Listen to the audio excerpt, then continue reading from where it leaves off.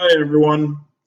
Today we're going to begin our last unit of the year, which is probability. Probability is probably one of my favorite subjects in math because it's very applicable. I like playing games. I like playing Yahtzee and Risk and Monopoly, all games that if you know about how dice work and probability, you can make informed decisions. So we're going to start off today with understanding the difference between theoretical probability and experimental probability. So if I roll two dice, is the sum more likely to be even or odd? So if I look at all of the outcomes, there's 18 that have sums that are even and 18 that have sums that are odd. So it's equally likely that I get an even number or an odd number out of my rolls. So each roll, there's random chance that it's even or odd.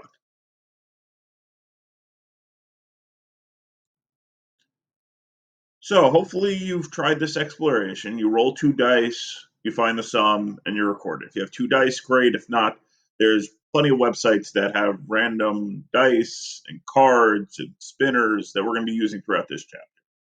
So if you've done it 25 times, great. If not, I did it. My average was 7.12. Now, it's impossible to get 7.12 as any single sum, but if I added up all the sums divided by 25, my average was 7.12. And we're going to see today that as I increase the amount of trials, that average is going to get really close to something called the theoretical probability. What in an ideal world should happen because it's the most likely to happen.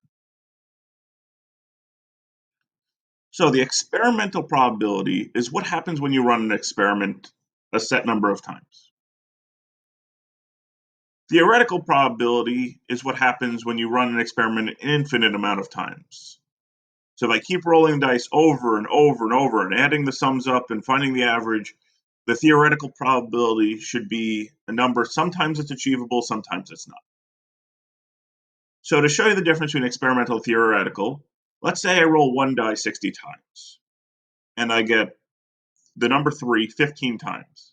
My experimental probability is 15 out of those 60 times, I got a 3. So 1/4 of the time I got a 3. Now, theoretically, I should only get a 3 1/6 at a time because it's equally balanced. It's a fair die. So every number should show up 1 out of every 6 times because there's 6 numbers. So the experimental probability and the theoretical probability are not equal. Sometimes they might be. The more trials we're going to do, the closer we're going to get to the theoretical probability.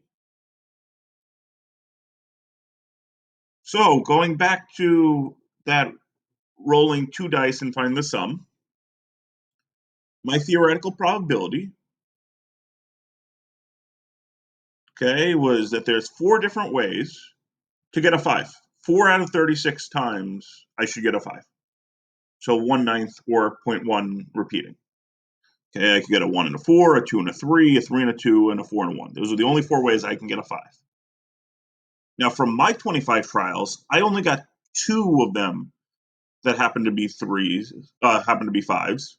Everything else was anywhere from 2 to 12, which is not 5. So 2 out of the 25 were 5s. Okay, which is a 0.08 probability, which is different. This is my experimental. The theoretical should be 0.11. I then did it 200 times, and I got 23 sums of 5. Okay, so a 5 23 different times. And that experimental probability was 0.115. So experimental is what you do, and theoretical is what should happen with an infinite amount of trials. So if I keep doing more trials and more trials and more trials, okay, as the amount of trials in an experiment gets extremely large, if I did 10,000 trials, okay, the experimental probability approaches theoretical because the averages balance out and it gets closer to what should happen a bunch of times. So if I roll two dice 10,000 times, I should probably see about 1 out of every 9 of those rolls is a 5. So that's what we have to understand. If we're doing experimental probabilities, sometimes the probabilities are weird because of random chance and stuff happens. And theoretical is what ideally should happen based on the averages and based on what the exact numbers say, but without doing the trials.